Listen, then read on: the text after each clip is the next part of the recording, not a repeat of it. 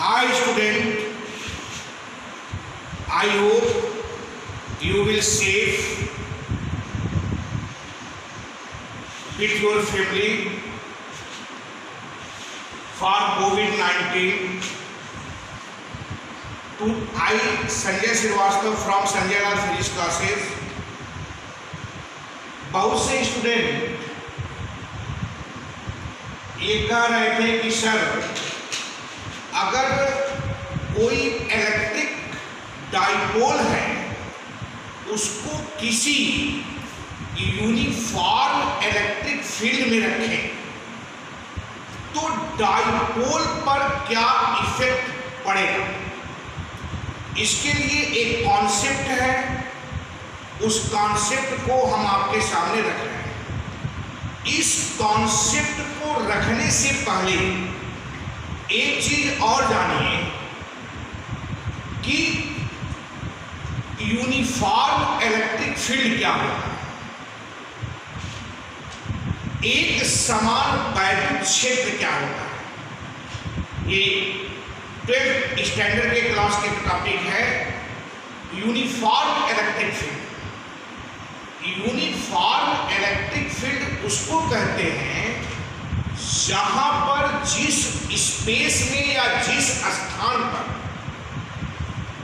Electric line of forces एक दूसरे के पैरेलल और इक्वी डिस्टेंस पर, इसको हिंदी में एक समान वैद्युत क्षेत्र कहते हैं। तो अगर आपसे कोई कहे कि एक समान वैद्युत क्षेत्र क्या होता है तो आप ये कहेंगे कि जिस प्लेस पर electric line of forces equal हो, पैरेलल हो, इक्वी डिस्टेंस पर हो तो हम उसको यूनिफॉर्म इलेक्ट्रिक फील्ड कहते हैं।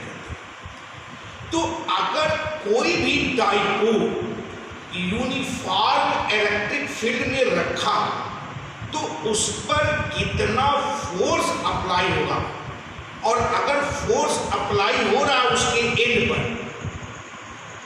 तो उसमें कितना मोमेंट ऑफ कपल होगा, ये हमारा लेक्चर है। यानी हमारा लेक्चर ये है कि moment of couple on an electric dipole placed in an external uniform electric field। External uniform, हमने जैसा कि बताया कि यूनिफॉर्म इलेक्ट्रिक फील्ड को हम ऐसे इक्वल लाइन और पैरेलल लाइन से ड्रॉ करेंगे तो ये यूनिफॉर्म इलेक्ट्रिक फील्ड हो जाएगा। यानी जहां पर ये कैपिटल ई को रिप्रेजेंट करता है, जहां पर सारे के सारे लाइन पैरेलल हो और equi distance.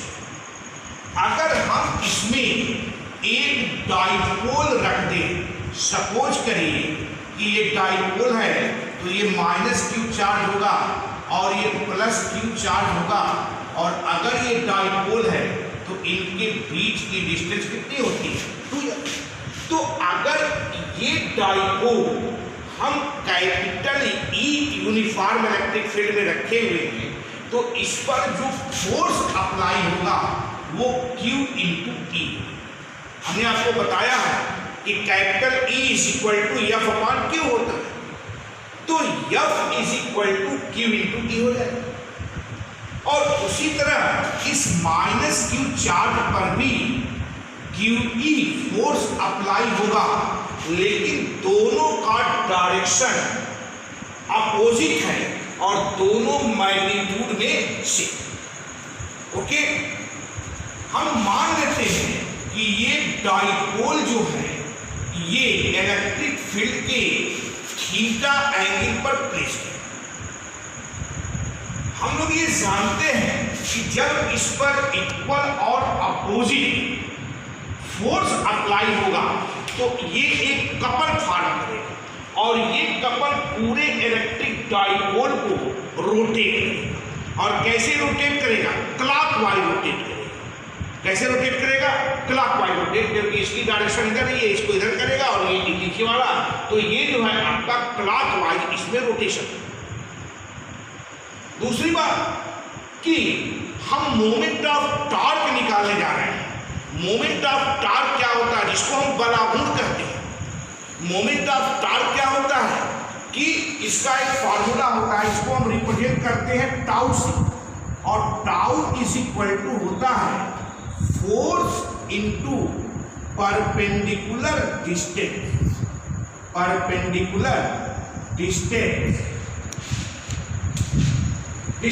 Between both forces. तो अगर यहां पर ये परपेंडिकुलर डिस्टेंस हमें कैलकुलेट करना होगा तो हम इसको आगे बढ़ाएंगे और यहां से इसको ज्वाइन कर देंगे, तो ये डिस्टेंस इसका परपेंडिकुलर, और अगर ये थीटा है तो करस्पॉन्डिंग एंगल ये भी थीटा हो गया। अगर ये करस्पॉन्डिंग एंगल थीटा हो गया तो निश्चित रूप से ये 90 डिग्री पर बनाया जाएगा, और 90 डिग्री के सामने वाली जो साइड होगी वो हाइपोटेनस कहलाएगा, और थीटा के सामने वाली साइड परपेंडिकुलर कहलाएगा। तो हमें परपेंडिकुलर निकालना, और student you will know that the perpendicular upon hypotenuse is equal to sine theta. लंब बटे कर्ण is equal to sine theta. तो हम सबसे पहले परपेंडिकुलर अपॉन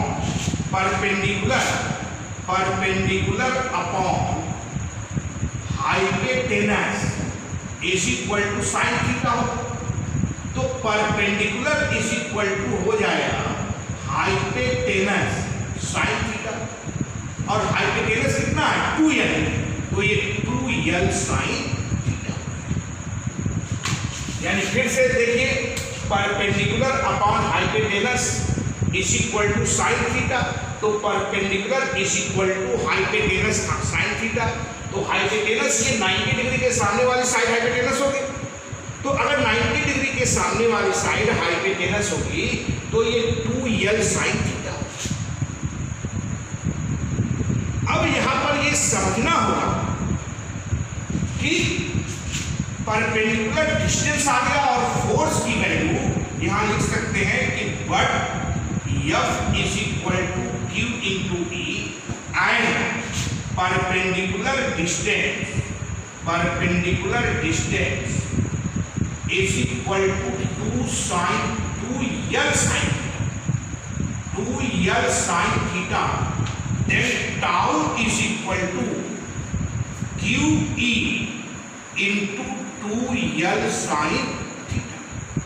लेकिन हमने ये बताया है आपको कि Q और 2l ये इलेक्ट्रिक डाइपोल मोमेंट,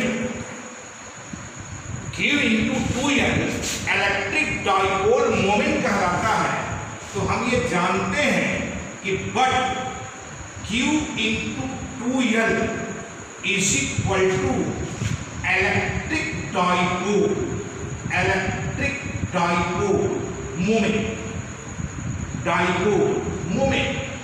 और इलेक्ट्रिक डाइपोल मोमेंट को हम P से रिप्रेजेंट करते हैं। P इलेक्ट्रिक डाइपोल मोमेंट जो है ये वेक्टर क्वांटिटी है।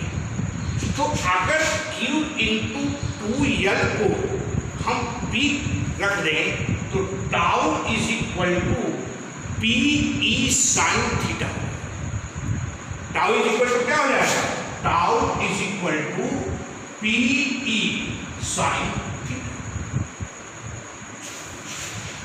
ठीक है, एक चीज और है, लड़की अब tau is equal to PE sine theta हो गया, it is the expression of the moment of couple on an electric dipole placed in an external uniform electric field. जब इस पर कपल फॉर्म करेगा तो एक पोजीशन में यह क्या होगा, इसके पैरेलल हो जाएगा। जब ये ऐसे घूमेगा, ऐसे ये घूमेगा, तो एक पोजीशन में ये इंटेंसिटी ऑफ इलेक्ट्रिक फील्ड के पैरेलल हो जाएगा। जब इंटेंसिटी ऑफ इलेक्ट्रिक फील्ड के पैरेलल हो जाएगा तो थीटा इज इक्वल टू 0 हो जाएगा, और जब थीटा इज इक्वल टू 0 हो जाएगा, theta is equal to 0 degree हो जाएगा, तो ये टाउ की मिनिमम वैल्यू होगी। क्योंकि हम जानते हैं कि पी ई साइन 0 और P E sine 0 is equal to क्या हो जाएगा, साइन 0 की वैल्यू 0 होती है, तो tau mean is equal to 0। Okay, लेकिन ये भी हो सकता है कि ये घूमते घूमते इसके परपेंडिकुलर है, यानी dipole intensity of electric field के परपेंडिकुलर है। तो अगर परपेंडिकुलर हो जाएगा तो थीटा की वैल्यू 90 डिग्री हो जाएगा, और वहां पर हमें टाउ की मैक्सिमम वैल्यू प्राप्त होगी, जिसको हम टाउ मैक्स कहते हैं, और tau max is equal to हो जाएगा P E sine 90 degree, sine 90 degree. तो साइन 90 डिग्री की वैल्यू 1 होती है, तो tau max is equal to हो जाएगा, tau max is equal to P. अब आपको ये पता होना चाहिए कि कई बार मल्टीपल चॉइस क्वेश्चन में पूछता है कि टाउ मैक्स की वैल्यू पी डॉट ई होगा, कि पी क्रॉस ई होगा, कि ई क्रॉस पी होगा, कि 0 होगा। तो वहां पर आपको समझना होगा कि tau is equal to P cross E, क्योंकि A cross B is equal to A B sine theta होगा, और यहाँ पर ये दोनों वेक्टर क्वांटिटी है, तो ये क्रॉस प्रोडक्ट, और क्रॉस प्रोडक्ट होगा तो वेक्टर p क्रॉस e हम इसको लिख सकते हैं। एक चीज और यहाँ पर है कि हम यहाँ से p की value tau max upon capital E लिख सकते हैं। और अगर मान लीजिए ये आपसे पूछे कि किस परिस्थिति में, किस कंडीशंस में जो इलेक्ट्रिक डाइपोल मोमेंट है वो मोमेंट ऑफ टॉर्क के बराबर होगा, तो आप कहेंगे जब इंटेंसिटी ऑफ इलेक्ट्रिक फील्ड की वैल्यू 1, यानी इंटेंसिटी ऑफ इलेक्ट्रिक फील्ड की वैल्यू क्या हो जाए, 1 हो जाए, तो P is equal to tau max. Okay boys, तो ये P की वैल्यू हो गई, यानी E की वैल्यू अगर यूनिट कर देंगे तो you will be define the value of moment of torque is equal to the electric dipole moment. Okay boys, listen to once again. Today my lecture is moment of couple on an electric dipole placed in an external uniform electric field. We proceed the electric line of force and kept the dipole at an angle theta with the uniform electric field.